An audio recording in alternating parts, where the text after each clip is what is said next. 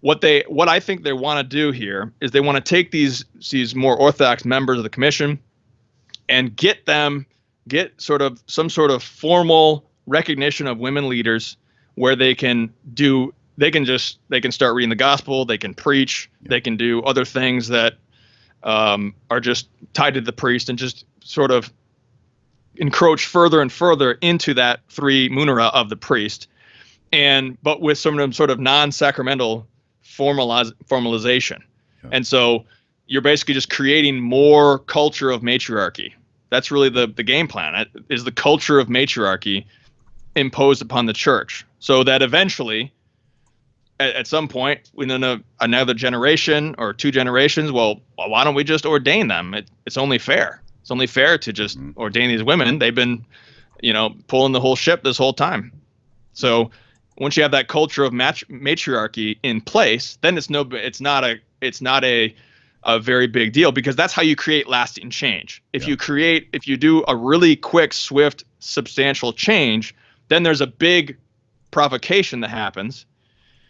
And that's what we have today. So that's what they've been doing for decades. They have women in all these different places of leadership and liturgical roles.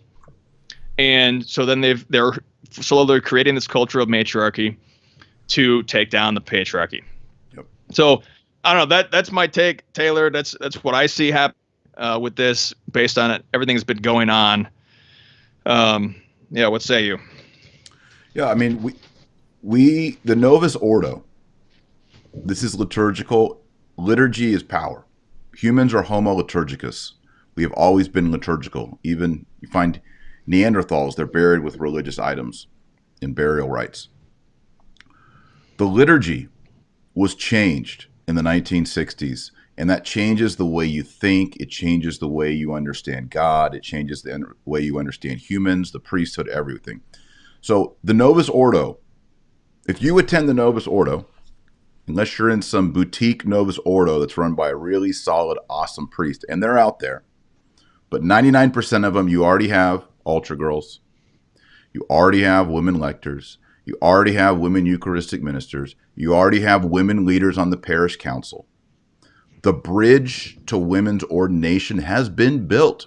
And if you're a part of that, you're building that bridge. You're supporting that bridge. Well, I'm against women's ordination. I mean, I'll allow all of that up until the threshold. No.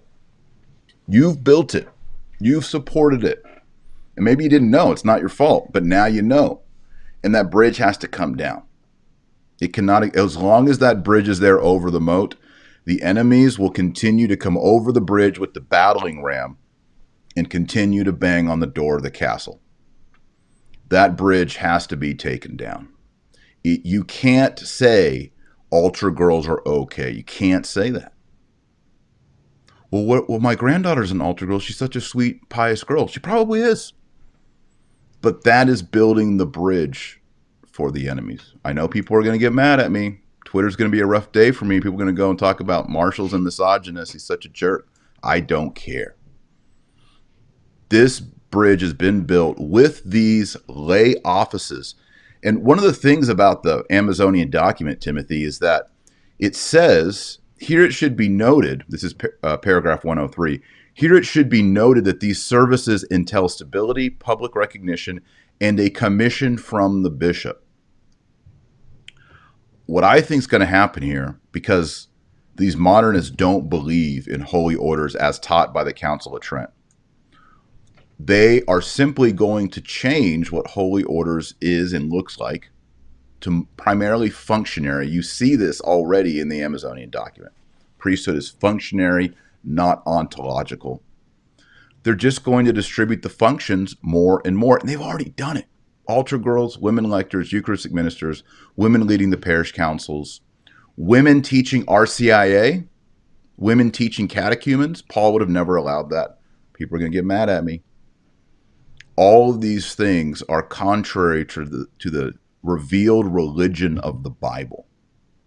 Call me a fundamentalist, but it's against the revealed religion of the Bible. And unless we go back to the faith of our fathers and the disciplines of our fathers, you will have women in dalmatics at your altar. And you can't throw your hands up and freak out when for 20 years you've had altar girls in cassocks and surplices or Velcro all around the altar, because it's the same bridge. And they will more and more be commissioned by bishops, and that commission is going to evolve into an ordination. That's my take. Oh, Yep. And one last thing. If you're a lay Eucharistic minister, stop. Lay reader, stop. Altar girl, stop. Just stop.